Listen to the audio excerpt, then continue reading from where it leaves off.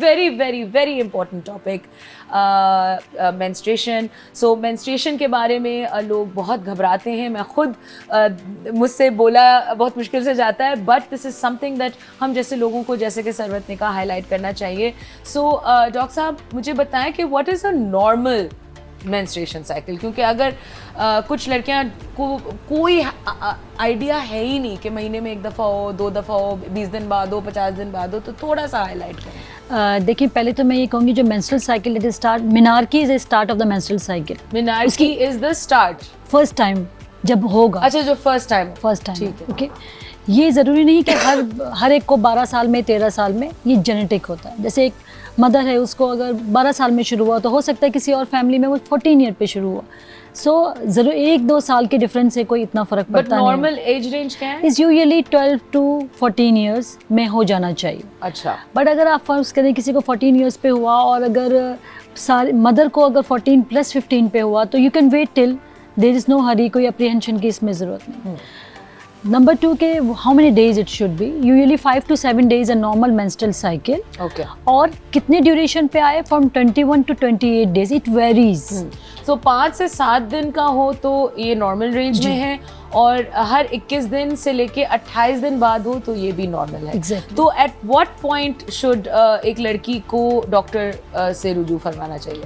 जब उसकी फर्स्ट करें पेशेंट है जो 21 डेज की साइकिल रहती है, लेकिन 1 week before and after is very normal. So you don't just take it because psychological upsets है, काम का इशू है, स्ट्रेसेस हैं, उससे थोड़ा बहुत आगे पीछे होता है, दैट्स नॉर्मल. मगर फ़र्ज़ करें कि आपको एक मंथ में 2 दफ़ा आया, जैसे you have your cycle on 1st of January suppose, और फिर आपको 15 को आ जाए, या वो फिर प्रोलॉन्ग बजाय 5 दिन के पूरा मंथ चले, या 2 मेंस्ट्रुअल साइकिल टाइम पे आए बट उनके बिटवीन भी आपको साइकिल आई, these are irregularities. Right. Even though अगर आपको बिल्कुल टाइम पे आए, but it's very heavy.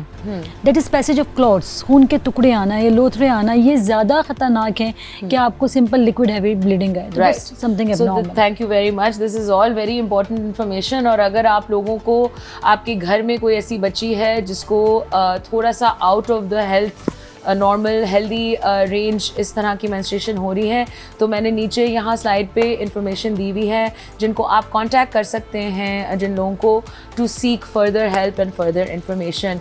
Sarwat, I want to ask you, what do you think the boy should do अगर कभी निशान नज़र आ जाए स्कूल में, कॉलेज में, पार्टी में? तो हमारे यहाँ नॉर्मल रिएक्शन तो होता है कि भाई मजाक उड़ाओ, या तो मजाक उड़ाओ अगर छोटे हो, या बिल्कुल आप मुंह फेर लें और आप यूं कर लें और आप हंसें. हाँ. और ये तो मुझे इतना गुस्सा आता है जब कोई हंसता है, बिकॉज भाई तुम भी एक लड़की से पैदा हुए हो. हाँ. एंड आई थिंक अगेन मैं ये कहूँगी कि माओ का ये किरदार है जी कि अपने घर में अपने बेटों को और बेटियों को बताएं. दीज आर फिजिकल एट्रीब्यूट्स जो हर इंसान के हैं. ये वो नहीं है कि जी आपको ये एबिलिटी नहीं दी है या मुझे ये एबिलिटी अल्लाह ने दी है. ये हर इंसान को ये एबिलिटी है कि वो अंडरस्टैंड कर सके कि दूसरे जेंडर की क्या प्रॉब्लम्स हैं. मर्दों की भी काफ़ी सारी चीज़ें हैं जो शायद हमें नहीं पता. हमारे घर में ये बात ही नहीं होती.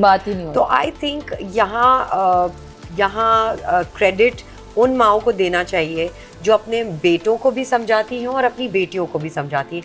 बिकॉज जब तक आप अपने बेटों को नहीं समझाएंगे कि देखो आपकी भी एक बहन है, आपकी बट माँ बेटों को कैसे समझाएगी? देखिए हमारे सोसाइटी में माँ बेटे को कैसे, और अगर माँ नहीं है तो बाप बेटी को कैसे समझाए? मैं आपको बताती हूँ.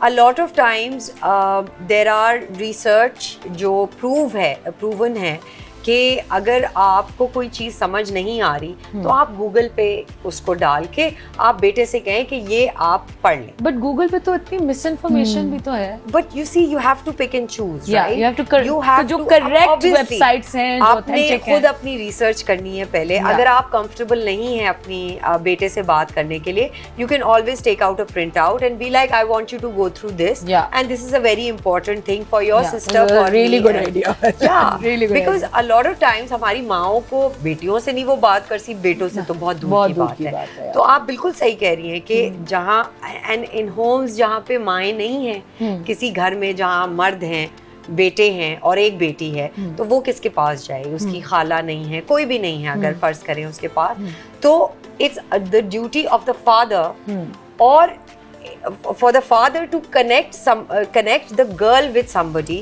कि जिस खातून के साथ चाहे पप्पो हो चाहे खाला हो, और अगर वो भी नहीं है तो again just click Same on a thing. website, Google take links. out a printout, send her a link and say beta go through this. yeah तो ये अगेन हमारी दिमाग की बंदिशें हैं जी। जो हमें ये रिस्ट्रिक्ट रखती हैं, एम्बैरस कर रखती हैं, हमें फील कराती हैं कि ओ जी हम तो ये बात नहीं करेंगे, ये नॉन रिलीजियस है या ये नापाक बात है। yeah बट वो नापाकी हमारे दिमागों में है। Actually this is a very healthy thing कि एक लड़की को अगर पीरियड आ रहा है, उसे उसके बच्चे का होना ना होना उस पर डिपेंड करता है, उसकी हेल्दी सेक्स लाइफ पे डिपेंड करता है, बहुत सारी चीज़ों पे डिपेंड करता है। तो वी हैव टू, अगर हम आज नहीं देखेंगे तो अगले 10 साल तक हमारी आने वाली जनरेशन इसी तरह कंफ्यूज स्टेट ऑफ माइंड में रहेंगी। exactly. आप ये देखें, हमारे पड़ोसी मुल्क हैं, उन्होंने एक फिल्म बना ली है इस पे, yeah राइट, और वो भी कॉमेडी, और वो कॉमेडी फिल्म और कितने उन्होंने अच्छे तरीके से समझाया आई है। फील कि हमारी एंटरटेनमेंट इंडस्ट्री का भी ये बहुत बड़ा रिस्पॉन्सिबिलिटी है कि वो ऐसे टॉपिक्स पे बात करें, उनको चाहे शुगर कोटेड बात करनी है, आप शुगर तमीज कोटेड के दायरे में रहते हो, आप तमीज के दायरे में कर ले, लेकिन आप प्लीज करें, बिकॉज जब तक हम एजुकेट नहीं करेंगे अपने बच्चों को, अपनी सोसाइटी को को, और उन लोगों को जो इंटीरियर्स में रहते हैं, interior Sindh, interior Punjab, I remember मैं बहुत सारी ऐसी कॉन्फ्रेंसेस में हिस्सा लेती हूँ जो लाहौर में होती है, इस्लामाबाद में होती है, कराची में होती हैं, लेकिन एक्चुअली हमारी वो कॉन्फ्रेंसेस जो हैं वो रूरल एरियाज में होनी चाहिए ताकि उनको हम इंफॉर्मेशन एब्सोल्युटली।